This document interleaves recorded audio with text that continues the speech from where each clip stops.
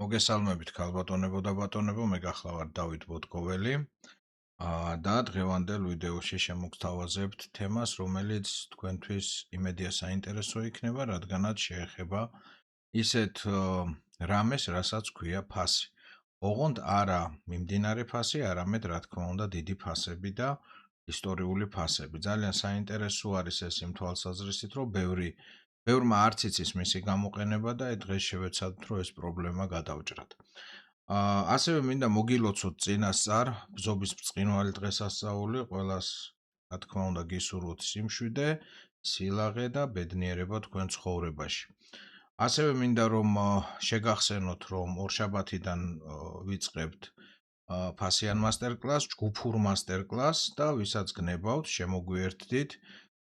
არის ამ ვიდეოს ქვეშ მითითებული მეილი, შეგიძლიათ მომწეროთ ამ მეილზე და ყველაფერზე დაწვრილებით გიპასუხებთ, ოღონდ ორშაბათიდან რა თქმა უნდა ვიწყებთ უშუალოდ მასტერკლასს. მოდით გადავიდეთ უშუალოდ თემაზე, რასთან გვაქვს საქმე, ანუ ბევრი თქვენგანი რა თქმა უნდა იყენებს ფასებს და იყენებს ძალიან ესე ვთქვათ ძალიან აქტიურადაც მინდა ვთქვა, თუმცა ხშირ შემთხვევაში აი ფასებთან დაკავშირებით ძალიან ბევრი შეცდომებს უშვებს ხოლმე ტრეიდერი და სამწუხაროა, რომ ხშირ შემთხვევაში თითქოს მან დააყენა ყველაფერი ფასები და ასე შემდეგ, მაგრამ რატომღაც არ ამართლებს. ეს ერთი მხრივ დამოკიდებულია იმაზე, თუ სად გაავლო უშუალოდ რისი დანახვა უნდოდა, ასე რომ ვთქვათ, მარტივად ამ ფასზე გავლების დროს რისი დანახვა უნდოდა, ხო? და მეორე მხრივ თავისთავად აუცილებელია, რომ ტრეიდერმა ესე ვთქვათ, რაღაც აზრიც ჩადოს აი ამ ფასის გავლებაში, ანუ უბრალოდ გავავლე ხაზი, ეს არაფერს არ ნიშნავს და პლუს ამას თუ მიუახლოვდა ბაზარი ასეთ ფასს და რაღაცეები გააკეთა, ხო, საერთოდ შეიძლება დაიბნეს ხოლმე ტრეიდერი. და ეს განპირობებულია იმით ხშირ შემთხვევაში, რომ არ იცის რა უნდა გააკეთოს რეალობაში ამ ფასთან, ხო? ხშირად მაგალითად ძალიან იბნევიან ტრეიდერები ან ცდებიან ხოლმე აი ფასი მივიდა შეყონდა ასეთ ფასთან ცოტა ხანი და ეგრევე შედიან მაგალითად გაყიდვაში ან ყიდვაში ან მობრუნებაში შედიან ხოლმე თითქოს უნდა ფასმა აისხლიტოს. ან ხანდახან ბაზარი გადაცდება პატარაზე ამ ფასს და ყველას გონია ხოლმე რომ აი გაარღვია უკვე და უკვე შევდივართ გარღვევაზე, გარღვევის მიმართულებით და ასე შემდეგ, მაგრამ სინამდვილეში რომ დაუკვირდეთ შემდგომ მოძრაობებს ბაზრისას, მაშინ დავინახავთ, რომ არც გარღვევა ყოფილა, არც ასხლეტა ყოფილა, უბრალოდ შეჩერება იყო, დასვენება იყო, ცრუ გარღვევა იყო და ასე შემდეგ, ასე შემდეგ. ანუ საკმაოდ კომპლექსური არის ეს ყველაფერი, ანუ ტრეიდერებისთვის საკმაოდ კომპლექსური შეცდომებია და მინდა რომ ჯერ აი ამ შესვლებს ცოტა თავი დავანებოთ, ჯერ უშუალოდ ავხსნათ საერთო ჯამში რა გვინდა ეს ფასები. პირველ რიგში რა თქმა უნდა აღინიშნოს, რომ მე დოუს პოსტულატების მიმდევარი ვარ, ჩარლზ დოუს მიმდევარი ვარ, ესე ვთქვა, ტექნიკური ანალიზის მიმდევარი ვარ. და ძალიან კარგად მესმის თუ რისთვის გამოიყენება ფასები. პირადად მე დიდი ხანია ვაჭრო ფორექსის ბაზარზე. რა თქმა უნდა, ყველანაირ ბაზარზეც მივაჭრე, აი კრიპტოვალუტაზე, აქციებზე დიდი ხანი ვივაჭრე ასევე. თუმცა დაუბრუნდი მე ფორექსზე ვაჭრობას გარკვეული მიზეზებიდან გამომდინარე და აი ფორექსზე არის ძალიან მნიშვნელოვანი ეს ფასი. რატომ? იმიტომ რომ აქ ფაქტიურად ქვეყნის ეკონომიკა წყდება. ესე ანუ მისი გამოძახილი არის ვალუტა, არის მისი გამოძახილი, ხო, ეკონომიკის გამოძახილი და შესაბამისად ეროვნული ბანკები რას აკეთებენ, ზუსტად აქ ძალიან კარგად ჩანს. ასევე როგორია ინფლაცია, როგორი არის ეკონომიკური მდგომარეობა და ასე შემდეგ და ხშირ შემთხვევაში ფასების შეკავება, როდესაც ხდება ერთ რაღაც დონეზე და ხშირად იქიდან მოტრიალება ხოლმე ეს ძალიან კარგად ჩნდება ზუსტად ფორექსის ბაზარზე. ამიტომ ჩემთვის როგორც ტრეიდერისთვის, რომელიც ფორექსზე ვაჭრობს, რა თქმა უნდა, წინა პლანზე იწევს ისეთი ვაჭრობა, როგორიც არის უშუალოდ ფლეტში ვაჭრობა. რატომ? იმიტომ რომ აი ხა როგორც ხედავთ ეკრანზე, ეს არის ფლეტი, ერთი დიდი, ესე ვთქვათ, ფლეტი იყო ყოველ შემთხვევაში, რომელიც გაირღვა. ოქროვით გაირღვა, მაგრამ აქაც თავისი ნიუანსებია, თავისი ყველაფერი არის. და საინტერესოა, ხო, საიდან ავიღო? ჯერ პირველი კითხვა, ხო, საიდან ავიღო ფასები, როგორ დავინახო საერთოდ დიდი ფასები, რასაც ბევრი აქცევს ძალიან დიდ ყურადღებას. რა თქმა უნდა, ყველაფერი უნდა დავიწყო მაღალი time frame-დან, ანუ თვის გრაფიკიდან. ყველაზე ესეთი მნიშვნელოვანი ინფორმაცია მოდის ძალიან მაღალი time frame-დან. რატომ? იმიტომ რომ ფაქტიურად ამ time frame-ზე, ბაზარი ჯერ ეს ერთი ნელა მოძრაობს ამ time frame-ზე, ბევრი ფაქტორია ჩადებული ამ time frame-ზე, ამ time frame-ს უყურებენ დიდი ბაზრის მონაწილეები, ბაზრის დიდი მონაწილეები უფრო სწორედ და შესაბამისად ძალიან კარგად ჩანს ქვეყნის ეკონომიკური პოლიტიკა თითოეულ ფასზე. აი თქვენ წარმოიდგინეთ, გადასარევად ჩანს რა შეიძლება მოხდეს ბაზარზე აი ამ დიდ time frame-ებზე, კვირის, თვის და ასე შემდეგ. და ერთ-ერთი აი მაგალითი მინდა აი გაჩვენოთ დოლარი, კანადური დოლარი. ლურჯი ფერი ეს არის თვის time frame-ი. თვის time frame-დან აღებული ფასები და წითელი ფერი ეს არის კვირის time frame-დან აღებული ფასები.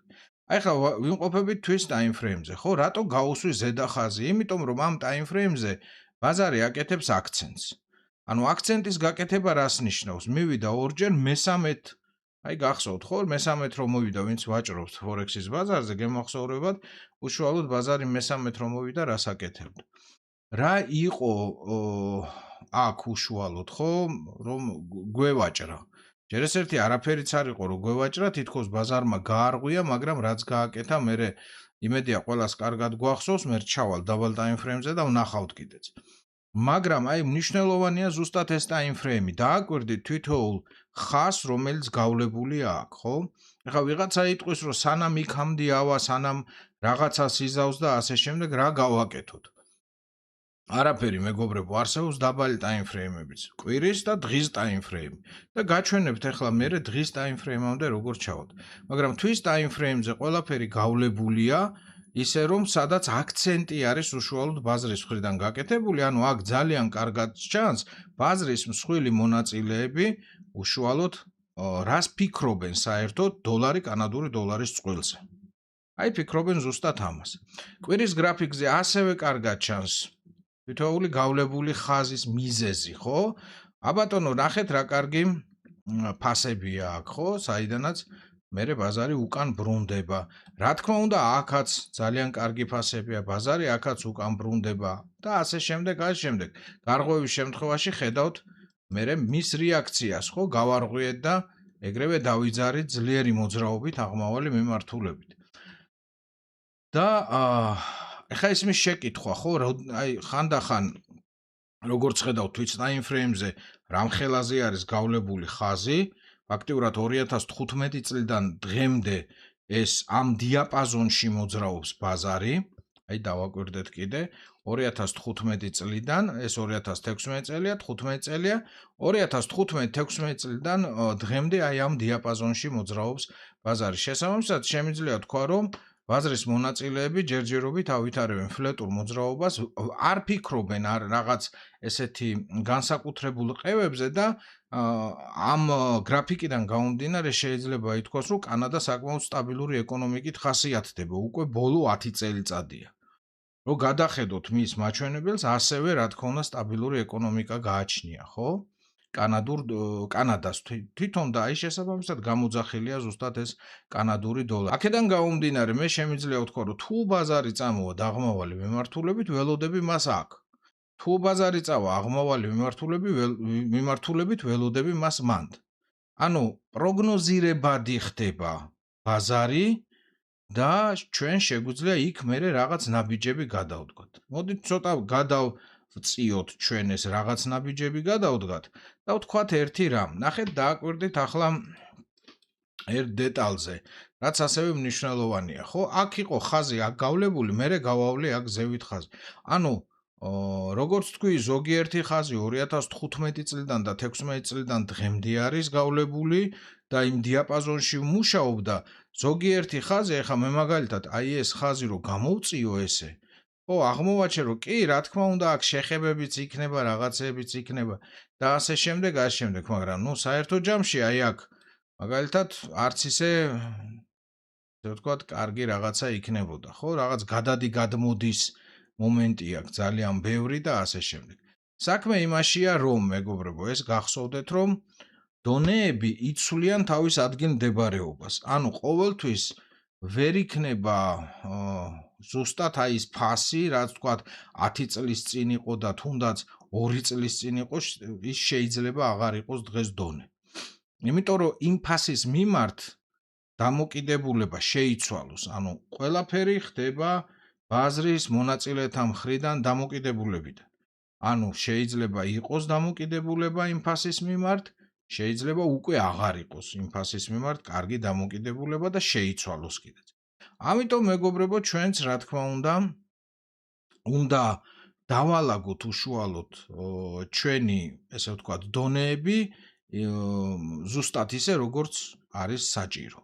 ანუ არ უნდა იყოს დიდი ცდომილება, არ უნდა იყოს რაღაც განსაკუთრებული გადახერხვა ფასზე, არამედ აი როგორც აი აქ არის, ესე ვთქვათ, ლამაზად შევიქებ თავს, მინდა ესე ლამაზად დალაგებული, ზუსტად აი ესე უნდა იყოს თავისთავად დალაგებული.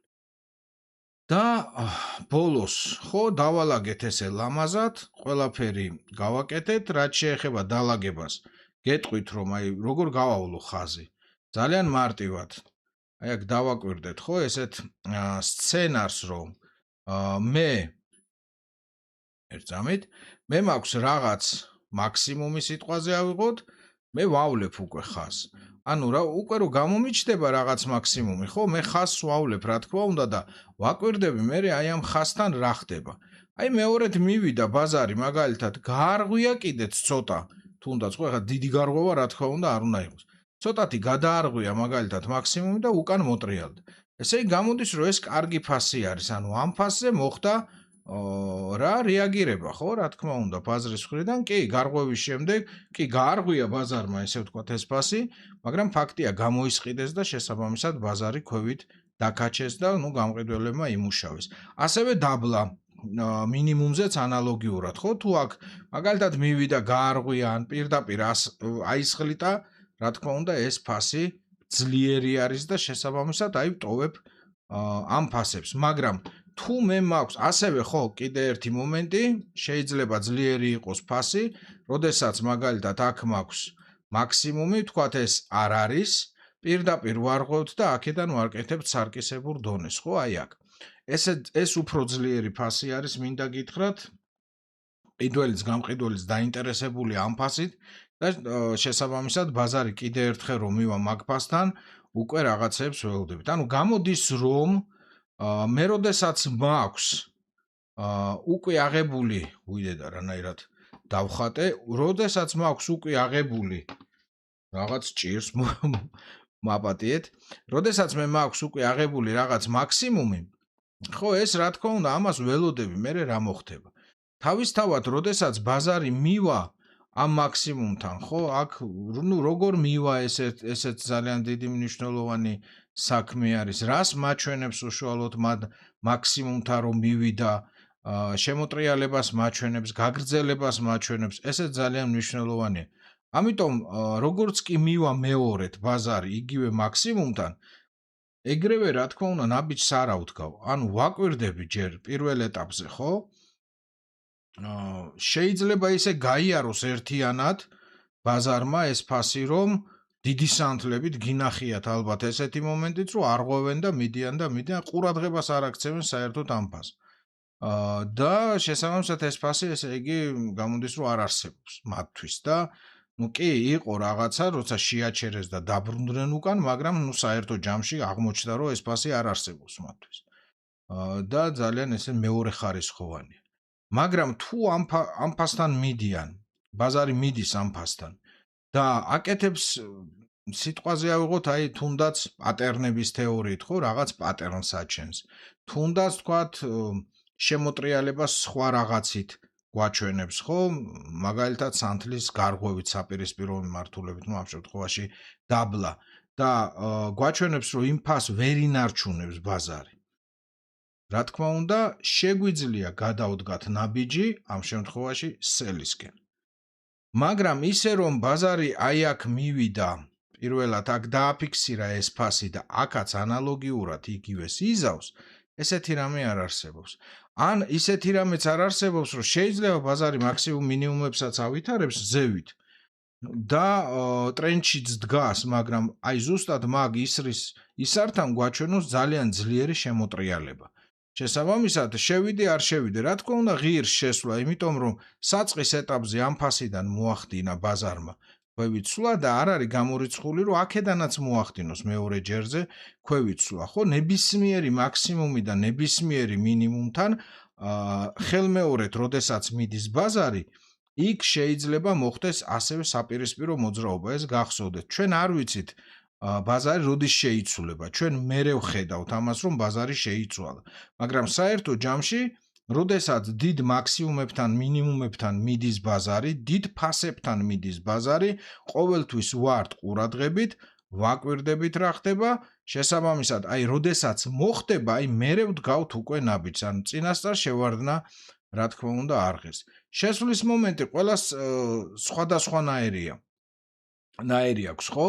ზოგს აქვს პატერნების მიხედვით, ზოგს აქვს სანთლების მიხედვით, ზოგს აქვს, რა ვიცი, 1000 მეთოდები არსებობს შესვლაზე, ხო? ზოგს აქვს მაგალითად, ну, რა ვიცი კიდე რა მეთოდია ფლეტების მიხედვით და ასე შემდეგ. ну, მე მაგალითად ლიმიტ მოთამაშესაც ველოდებ. ну, 1000 ვარიანტი არსებობს შესვლის, მაგრამ რა თქმა უნდა, ეს შესვლის მომენტები კარგად უნდა გქონდეთ გამოძიებული, რომ არ შეცდეთ რეალურად და არ მოხდეს ესე ვთქვათ, შეცდომების დაშვება. ასე რომ მეგობრებო, როდესაც მიდის ბაზარი, ხო, ესე დონეებთან, აი როგორც აქ მივიდა მაგალითად, ხო, აი დავაკვირდეთ ჯერ, ხო, მიდის დონეებთან. აქ სარკისებური იყო, აქ იყო მინიმუმი, აქ გახდა მაქსიმუმი. შევიდე ეგრევე პოზიციაში, კი, ეხლა რასაც უყურებთ, ეს ჩვენ ნავაჭრი გვაქვს ეს ყველაფერი, რატომ? იმიტომ რომ უბრალოდ არ გამოუტოვეთ ეს მომენტები, ჩემი მოსწავლეები იმედია დამიდასტურებენ ამ ყველაფერს, რომ ამ ყველაფერს აქტიურადაც უყურებდით, ესაა 2024 წელი, 2 წელი გასულა უკვე. და ეხლა ძალიან საინტერესო ვითარებაა და გაჩვენებთ, ხო? ანუ ბაზარის კვირის გრაფიკია, ხა ბაზარი როდესაც მიდის ასე დონესთან, რა თქმა უნდა, ეგრევე შევარდნა არ ღირს, იმიტომ რომ მე აქ მაქვს რაღაც ფასი, აი აქაც მქონდა ფასი, აქაც მქონდა ფასი და ხედავთ ბაზარმა გაიარა ეს ფასი, ხო? ანუ მე თუ დავაკვირდები ამ ესე ვთქვათ დონეს, ხო, მე მქონდა აი აქ ესეთი ფასი.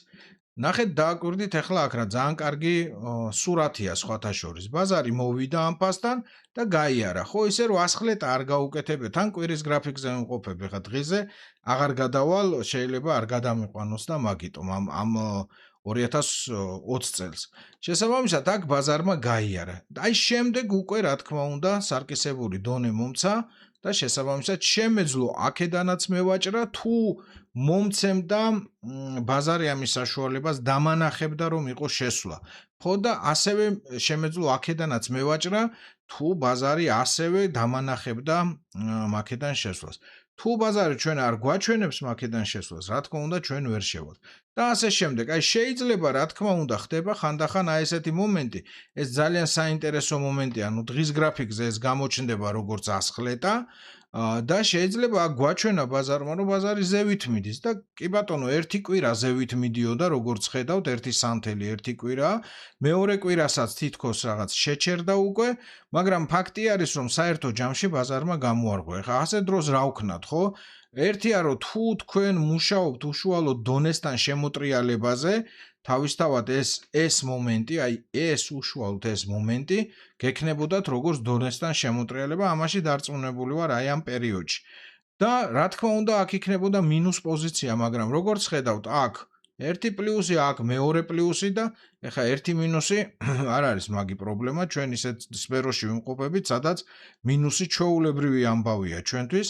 და შესაბამისად, რა ვიცი, ვინც მაგ მინუსებზე ძალიან ნერვიულობთ, მინდა გირჩიოთ, რომ ყოველთვის დაფიქრდეთ, რა თქმა უნდა, იმ ხალხზე, ვინც ესე ვთქვათ, მილიონებს კარგავს.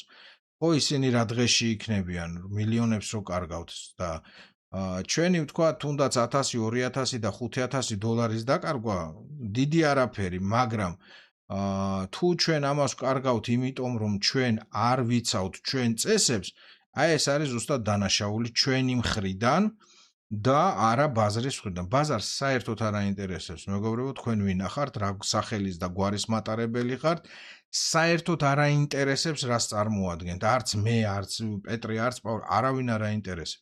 მაგრამ აინტერესებს ჩვენ საკუთარ თავს, ჩვენ როგორები ვართ. აი დაიცავით წესები და დამიჯერეთ ყველაფერი წესრიგში იქნება, ყველაფერი კარგად იქნება. და აი დღევანდელი სიტუაცია, ხო, მინდა დღესაც გაჩვენოთ აი სიტუაცია, იგივე კვირის გრაფიკზე ძალიან კარგად ჩანს აი ეს ფასი. აი შეხედეთ. როგორი ფასია? ძალიან ბევრს ეგონა აქ.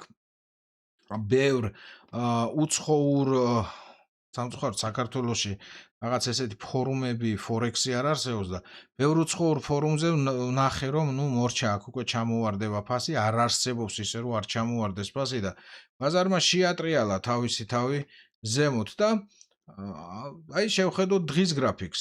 დააკვირდით დღის გრაფიკს. შეხედეთ როგორი სიტუაციაა დღეს. ხომ ხედავთ? აბატონო. აი ესეთი სურათი არის დღეს ჯერჯერობით. ანუ ბაზარზე გვაქვს საკმაოდ ესეთი კარგი დონეები, მინდა გითხრათ. აი აქ ფას ხედავთ როგორ ესე ვთქვათ მოხდა სარკისებური დონე, აქედან მერე პირდაპირ დაშვება და ბაზარი ახლა იმყოფება ამ ესე ვთქვათ დონეზე. და შესაბამისად თუ მოხდება ამ ფასის შენარჩუნება, პირველ რიგში როგორ უნდა დავინახოთ, ხო? დღის გრაფიკი მაინც ჩამოვიდეს მაგ ფასის ქვევით. მაგრამ ერთი უკვე არ მომწონს, ეს პრინციპში ეს პარასკევის სანთელი, იცით რომ არის კათოლიკური აღდგომა და შესაბამისად იქ დასვენების დღეა და დაბალ ტაიმფრეიმზე იმედია ნახეთ რაც ხდება, ხო? აი როგორი სანთლებია და ასე შემდეგ. თუმცა თუ ბაზარმა ეს ფასი შეინარჩუნა, ეს წითელი ფასი, ესე ვთქვათ, ხაზი შეინარჩუნა, აუცილებლად ქვევით ჩამოვა. იმ შემთხვევაში თუ გავარღვიეთ ეს ფასი, რა თქმა უნდა, ბაზარი ზევით დარჩება.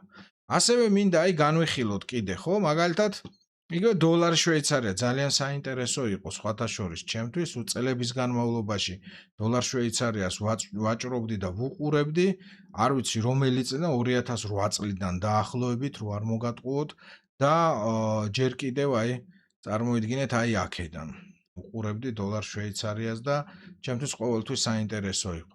აი დააკვირდით ამ ფასებს, ხო? ჯერ პირველ რიგში. ანუ ეს იყო ესე ვთქვათ ძალიან დიდი ფასები უშუალოდ შვეიცარიისთვის და შესაბამისად ამ ფასების იქით ვერ გადიოდა. ისევ ეს ვარდნა 2015 წლის 15 იანვარს ეს მახსოვს მე ჩემ თვალწინ მოხდა ეს ვარდნა და შესაბამისად ძალიან კარგად გვახსოვს. და აი ეს ფასები, აი დავაკვირდეთ ეს მინიმუმი, ეს მაქსიმუმები და ბაზარი ვერ მიდიოდა ამ ფასების იქით. მიუხედავად ესეთი ვარდნისა, ბაზარი ისევ გამოისყიდეს, ესე ვთქვათ და მოხდა შეჩერება და აქაც შევინარჩუნეთ მე, მაგრამ როგორც გითხარით, ყოველთვის ერთი და იგივე ფასები არ მუშაობს, ხო? შეიძლება სხვადასხვა ფასებმა იმუშაოს და უკვე 2023, აი აქაც უკვე 2022 წლისთვის უკვე ჩამოყალიბდა რაღაც ესეთი ფასები აქაც, აქ უკვე კვირის გრაფიკზე კარგად ჩანს, ანუ კვირის გრაფიკი წითელი ფასებია, ესე ვთქვათ.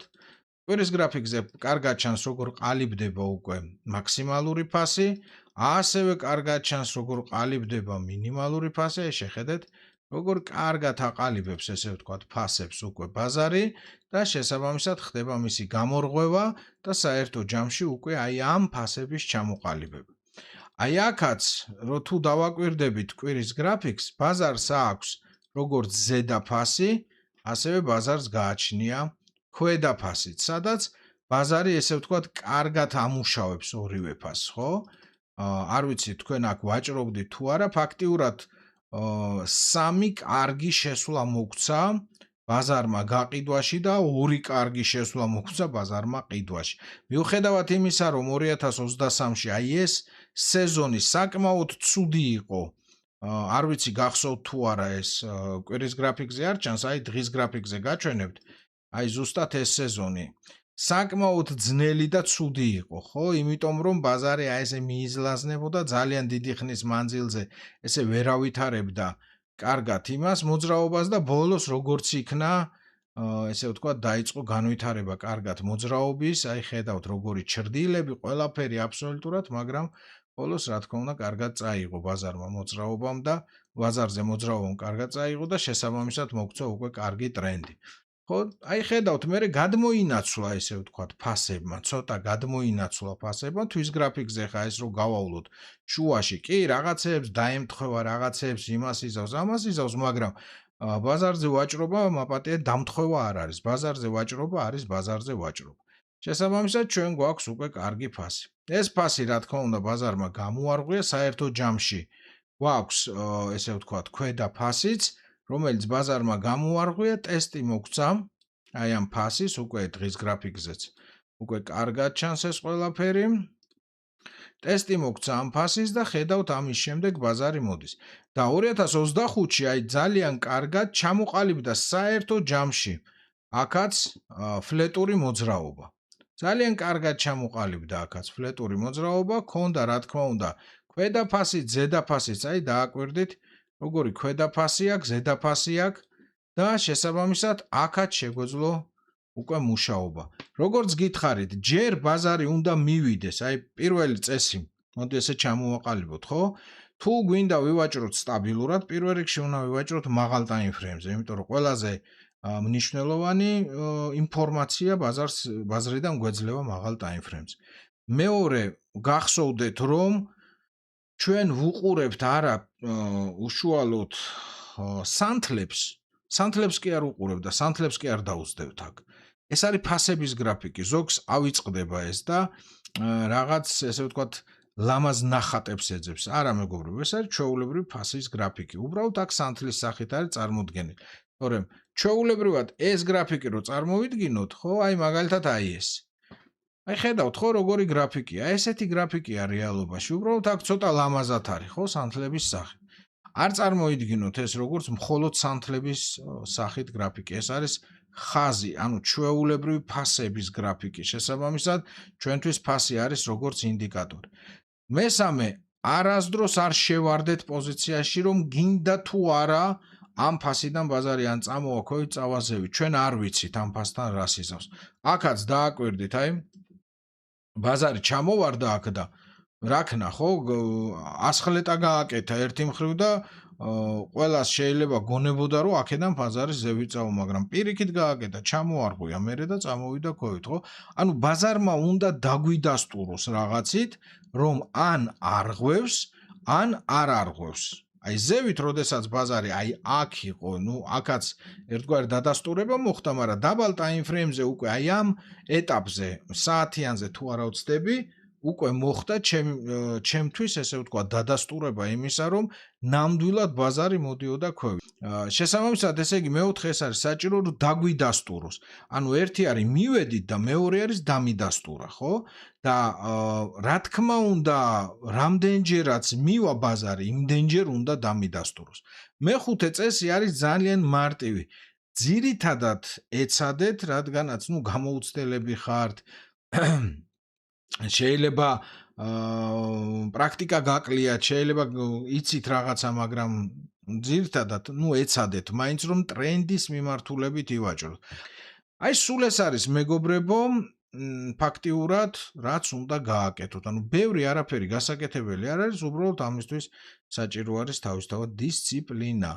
სულ ეს არის მეგობრებო, რაც მინდოდა მეთქვა, ყველას წარმატებას გისურვებთ, გამოიწერეთ ჩემი YouTube არხი თუ მოგეწონათ ვიდეო, დამილაიქეთ, დიზლაიქი მომეცით, ეს მე მიხარია რომ ვიღაცეები უყურებენ ხოლმე და ესე ვთქვათ მილაიქებენ, დამისვით შეკითხვები, კომენტარები და დამიკომენტარეთ უბრალოდ ვიდეო, აუცილებლად პასუხს გაგცემთ, ვისაც შეკითხვა ექნება და რაც შეეხება უშუალოდ მასტერკლასს შეგიძლიათ შემომიერთდეთ ორშაბათს, ხვალ შეგიძლიათ მომწეროთ, დღეს შეგიძლიათ მომწეროთ და ჩაგსვავთ უშუალო ჯგუფში. რა თქმა უნდა, ადგილები შეზღუდულია, იმიტომ რომ ბევრს ერთად ვერასდროს ვერ მომეცადნებ ხოლმე, შესაბამისად გაითვალისწინეთ ეს ფაქტიც და იჩქარეთ. ყველას წარმატებულ კვირას გისურვებთ, დღეებს გისურვებთ, კიდევ ერთხელ გილოცავთ ბზობის ბრწყინვალე დღესასწაულს და დიდი მადლობა ყურადღებისთვის.